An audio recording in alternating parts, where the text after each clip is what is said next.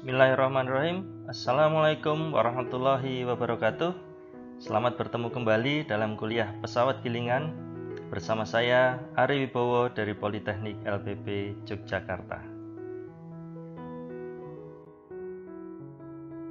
Baik, pada video kali ini kita akan melanjutkan lagi kuliah gilingan kita yang pada konstruksi gilingan, ya, khususnya pada roda gigi pinion.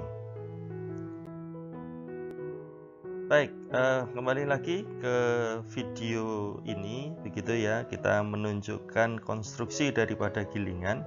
Setelah kemarin kita bahas tentang roll dan juga standar gilingan, maka bahasan selanjutnya adalah tentang roda gigi pinion. Ya, roda gigi pinion itu adalah ini, ya, roda gigi yang dia berhubung langsung kepada poros roll gilingan yang ditempatkan di standar gilingan yang berfungsi untuk meneruskan daya, ya, sebagai penerus daya putaran dari masing-masing roll gilingan. Ada beberapa teknologi terkini bisa jadi kita tidak menggunakan pinion, ya, ketika pabrik gula menggunakan individual drive di masing-masing rollnya. Apakah itu individual drive? Ya, individual drive adalah penggerak yang dihubungkan langsung dengan masing-masing roll. Jadi masing-masing roll itu akan memiliki penggerak tersendiri.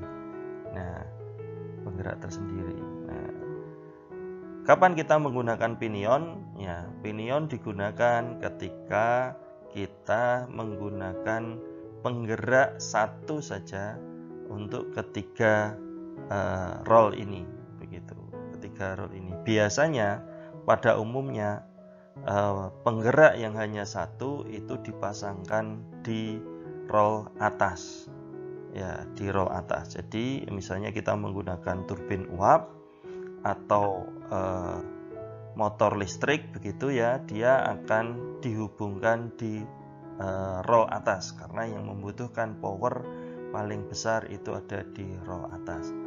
Nah, dari roll atas ini kemudian dia akan menggerakkan dua roll yang lain, ya, roll muka dan juga roll belakang itu melalui transmisi roda gigi yang disebut sebagai roda gigi pinion. Nah, bentuknya seperti ini, begitu ya, dia dipasangkan langsung ke dalam poros gilingan, poros roll, ya, ini saya rasa kita pernah ketemu juga dengan gambar ini. Ini adalah rollnya, kemudian porosnya, nah, kemudian dia dipasang dengan memberikan pasak atau spi. Ya, kalau ketika pinion ini terlepas, maka kita akan bisa melihat di sini ada lubang-lubang atau alur-alur yang digunakan untuk memasangkan pasak, ya, memasangkan pasak. Jadi roda gigi konstruksi terpasangnya dia berada pada poros gilingan, ya, pada poros gilingan.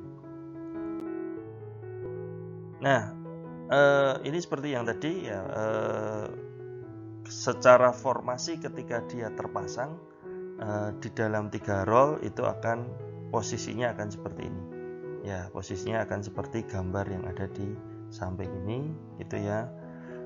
Nah, seperti yang tadi, jadi roll yang digerakkan itu adalah roll atas, kemudian roll atas itu akan menggerakkan roll depan dan roll belakang dengan menggunakan roda gigi yang disebut sebagai pinion. Kalau bahasa Belanda yang juga banyak masih digunakan di pabrik gula di Jawa itu menggunakan sebutan ronsel, ya. Nah, tadi pasak, gitu ya, dipasangkan roda gigi ini dipasangkan di pasak.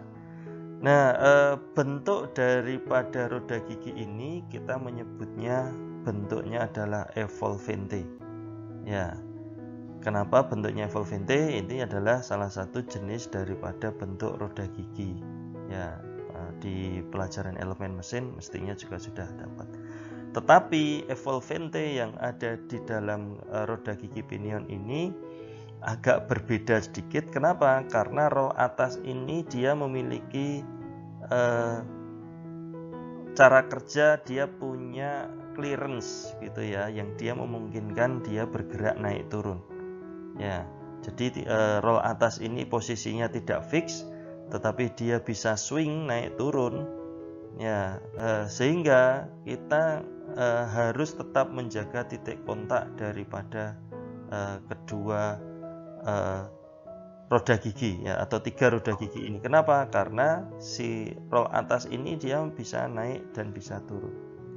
Nah, kalau kemudian naik turun ini tidak kita antisipasi di dalam bentuk daripada roda gigi ini, yang terjadi adalah patah ya.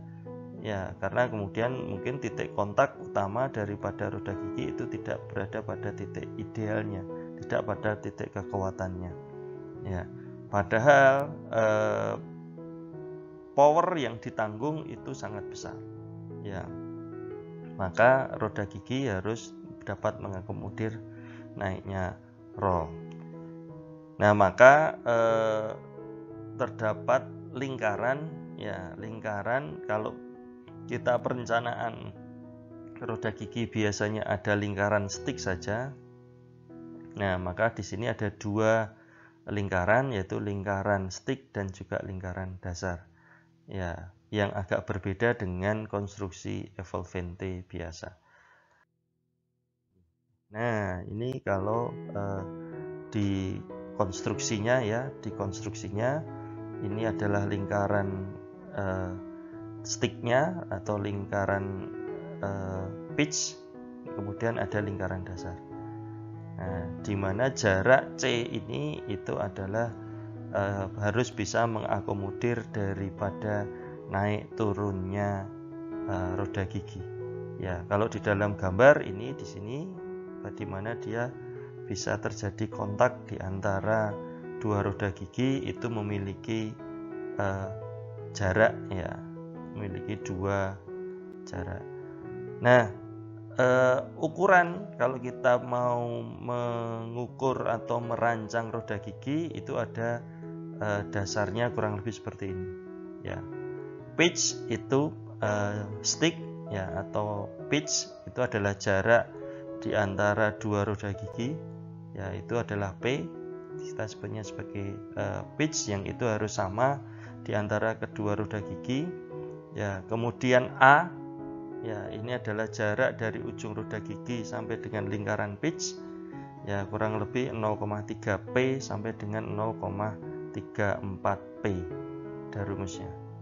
Kemudian B, lingkaran pitch sampai dengan titik bawah ya, itu adalah 0,4 P sampai dengan 0,5 P ya. Dengan adanya T ya, T atau lebar daripada roda gigi ini itu disebut atau diperhitungkan kurang lebih 0,45 P sampai 0,48 P. Kemudian ada juga R ya, ini diameter lingkaran di situ. Kemudian ada pitch ya, C. Nah, ini yang penting tadi ya, bisa jadi 0,02185 kali P kali C ya, dibagi dengan U itu untuk 7 inci evolvente atau 0,02445 untuk 8 inci evolvente. Nah,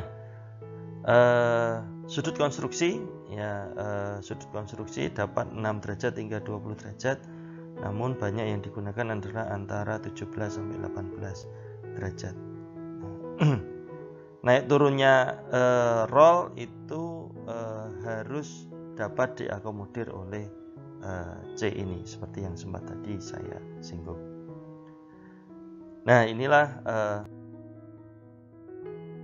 berikut demikianlah pembahasan kita tentang roda gigi pinion ya. Sampai kita lanjutkan lagi di video berikutnya terkait dengan konstruksi gilingan. Terima kasih. Assalamualaikum warahmatullahi wabarakatuh.